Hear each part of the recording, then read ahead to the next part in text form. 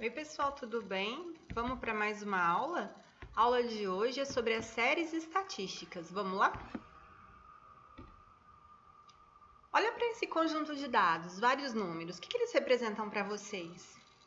Olhando para eles desse jeito, parece que nada, né?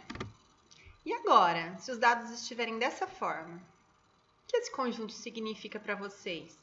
Bem, é uma tabela cujo título é Quantidade de alunos por faixas de notas na disciplina de estatística aplicada. A gente consegue observar e perceber que 18 alunos tiraram entre 0 e 3 pontos, 14 alunos tiraram de 3,1 até 6, 24 alunos tiraram de 6,1 a 9 e 8 tiraram acima de 9. Agora sim já tem algum significado, não é mesmo? Na verdade, um dos principais objetivos da estatística é resumir os dados, ou seja, ela sintetiza os valores que uma variável pode assumir. Isso a gente consegue fazendo o quê? Tabelas, gráficos, e a gente consegue ver as informações e entendê-las de uma forma mais rápida e mais clara também, né? Então, hoje nós vamos começar o estudo das tabelas. Então, vamos lá. O que são as tabelas? Bem, a tabela nada mais é do que um quadro que faz um resumo de um conjunto de dados. Só que a tabela tem algumas regras para ela ser construída. Então, ela tem que ter um título, um cabeçalho, ela tem que ter um corpo e um rodapé, como vocês podem ver nesse exemplo. Olha, o título dela, número de funcionários da companhia X por sexo de 2000 a 2005, desculpa.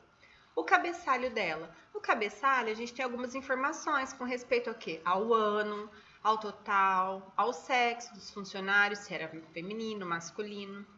No corpo, são os dados propriamente ditos, tá? Aqueles que foram coletados na pesquisa. E o rodapé é onde a gente encontra a fonte, nesse caso, né, que é o relatório da companhia, e a gente pode ter outras coisas também no rodapé. Então, olha lá, explicando para vocês, então o título ele fica localizado sempre na parte superior e ele tem que estar relacionado com o assunto da tabela, aquilo que vai ser tratado, né? Se o título não tiver relação, não faz sentido. O cabeçalho também fica na parte superior da tabela e ele vai especificar os conteúdos das colunas, ele vai falar sobre as variáveis que nós estamos trabalhando. O corpo já é a parte da tabela composta pelas linhas e pelas colunas que tem o quê? Informações que foram coletadas durante a pesquisa. E no rodapé é onde se encontra o quê? Bem no final da tabela ele fica, né? Se encontra informações do tipo a fonte, alguma nota, alguma coisa desse tipo que é necessária. Uma observação aqui para vocês, então. As notas, elas são chamadas, as notas e as chamadas são informações em linguagem clara, que vai ficar sempre no rodapé da tabela, depois da fonte, e isso quando precisa, tá? Não é sempre que vai ter. Algumas vezes vai ser necessária uma explicação. E essa explicação vai estar nas notas, tá bom? Ou nas informações. Agora vamos ver as séries. Bem, as séries estatísticas, né? Então, são vários dados que eles são distribuídos em algumas tabelas e aí eles fazem referência a uma época, algum tempo, algum local ou até mesmo alguma característica específica.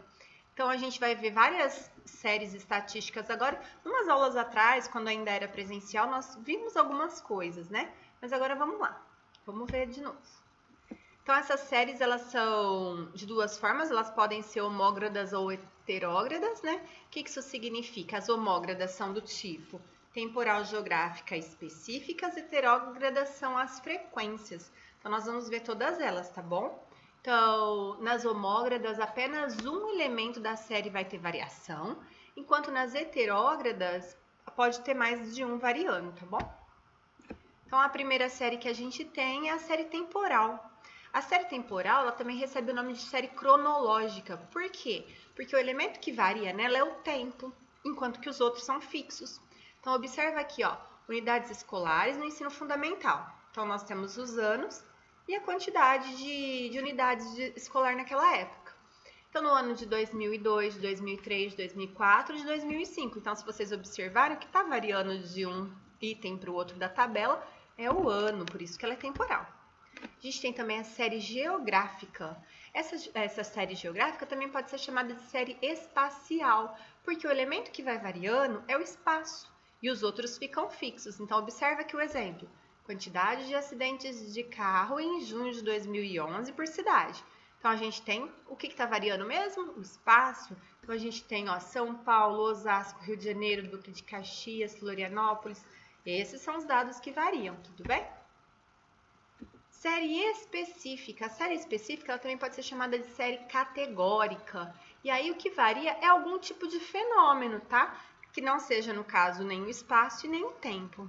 E os outros fenômenos vão ser fixos. Então, olha um exemplo que eu trouxe para vocês. Rebanhos brasileiros.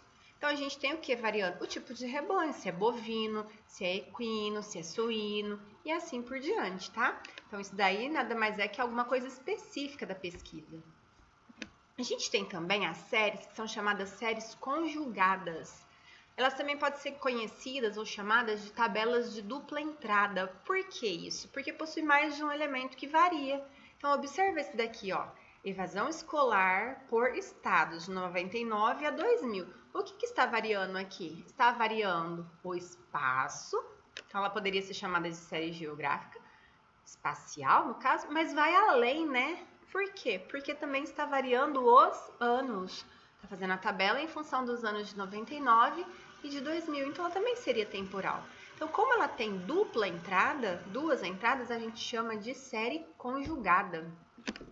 Além disso, nós temos também a distribuição de frequência. A distribuição de frequência também é uma série estatística, mas ela é muito importante e muito utilizada. Então, a gente vai fazer um estudo dela separado. Nós vamos pegar uma aula só para ela, tá bom? Mais para frente vocês vão aprender, então, a distribuição de frequência, o que acontece, como é, tá? A gente vai ter esse tratamento diferenciado para ela. Trouxe algumas referências que eu usei para construir essa aula e é isso. Beijão, encontro vocês daqui a pouco, na próxima aula.